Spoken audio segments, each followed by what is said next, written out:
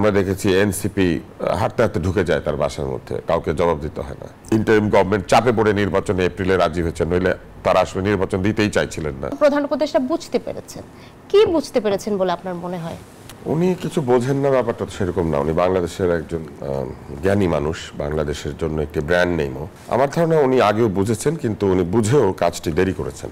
কেননা বাংলাদেশের বৃহত্তম যে রাজনৈতিক দলগুলি আছে তার মধ্যে বিএনপি একটি, এবং বিএনপির যে প্রভাব এবং বিএনপির যে ভোটার সংখ্যা, তাতে নির্বাচনকে যদি গ্রহণযোগ্য করতে হয় তাহলে অবশ্যই বিএনপির সেখানে ভূমিকা থাকতে হবে এবং বিএনপির মতামতকে গুরুত্ব দিতে হবে। কিন্তু আমরা লক্ষ্য করেছি অতীতে বিএনপি থেকে যখন তার কাছে দেখা করতে চাওয়া হয়েছে, বিএনপির নেতারা অভিযোগ করেছেন যে তারা সময় পাচ্ছেন না। আমরা দেখেছি এনসিপি হাঁটতে হাঁটতে ঢুকে যায় তার বাসার মধ্যে, কাউকে জবাব দিতে হয় না। তো এই কাজগুলির মধ্যে দিয়ে আসলে এক ধরনের সন্দেহ অবিশ্বাস তৈরি হয়েছে, যে সন্দেহ অবিশ্বাস থেকে মানুষ একসময় ভাবতে শুরু করেছে যে নির্বাচনের বিষয়ে এই ইন্টারিম গভর্নমেন্টের যে চিন্তা ভাবনা সেটি পরিষ্কার না। এবং এটি আরো ঘনীভূত হয়েছে যখন দেখা গিয়েছে যে কোনো কিছু নিয়ে যমুনা ঘেরাও করলে তারা রাজি হয়ে যান, এবং যারা যমুনা ঘেরাও করেন তারাই আবার বাইরেও ঘেরাও করতে পারেন, চাইলেই ভেতরে ঢুকে পড়তে পারেন। এমনকি তারাই প্রথম জানতে পারেন যে উনি পদত্যাগ করতে চেয়েছেন। সবার আগে কিন্তু এনসিপির প্রেসিডেন্ট তিনি বলেছেন যে প্রধান উপদেষ্টা কিন্তু মনে মনে পদত্যাগের কথা ভাবছেন। এরকম একটা অবস্থা। বৈঠকে আসছি, আজকের এই বৈঠকটা কেন গুরুত্বপূর্ণ হয়েছে কারণ এই বৈঠকটা উনি করতে বাধ্য হয়েছেন।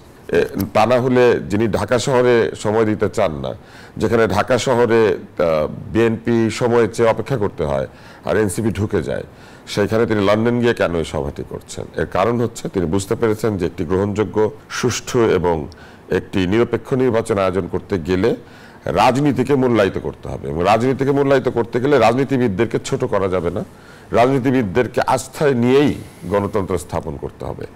ফলে আমি মনে করি এই মিটিংটি হওয়ার আগেই একটি দৃষ্টান্ত হয়ে গিয়েছে যে গণতান্ত্রিক রাজনৈতিক দল তার গণতান্ত্রিক দাবিকে যদি ঠিকমতো তুলে ধরতে পারে, তবে ঢাকায় দেখা না হলেও লন্ডনে দেখা হয়।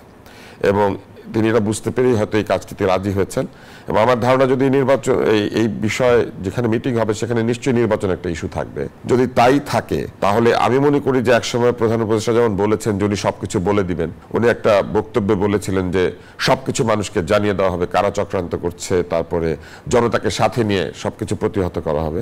আমি মনে করি এই মিটিং এর বিষয়বস্তু খুবই পরিষ্কার। মানুষ যদি জানতে পারে কি আলোচনা হয়েছে, প্রধান উপদেষ্টা কি বলেছেন এবং বিএনপির ভারপ্রাপ্ত চেয়ারম্যান কি বলেছেন, দায়িত্বপ্রাপ্ত চেয়ারম্যান কি বলেছেন, এই আলোচনাগুলো যদি একদম প্রকাশ্যে হয় তাহলে আমার ধারণা যে নির্বাচন নিয়ে যে এক ধরনের অবিশ্বাস আছে, সন্দেহ আছে যে ইন্টারিম গভর্নমেন্ট চাপে পড়ে নির্বাচনে এপ্রিলে রাজি হয়েছে, নইলে তারা আসলে নির্বাচন দিতেই চাইছিলেন না, এই জায়গাগুলি পরিষ্কার হবে। পরিষ্কার হলে ইন্টারিম গভর্নমেন্টের জন্য এটা অনেক সুবিধাজনক হবে, কারণ তারা জনগণের বিশ্বাস পাবেন এবং জনগণের সহযোগিতাও পাবেন। এখন কিন্তু এমন একটা অবস্থায় আছে যে রাজনৈতিক দলের সমর্থকরা সন্দেহ করছেন যে নির্বাচন ঠিক সময়ে হবে না বা হোক, সেটা চায় না অনেকে। এবং যদি মিটিংটা হয়ে যায় আমার ধারণা যে নির্বাচন আয়োজন করা অনেক সহজ হয়ে যাবে।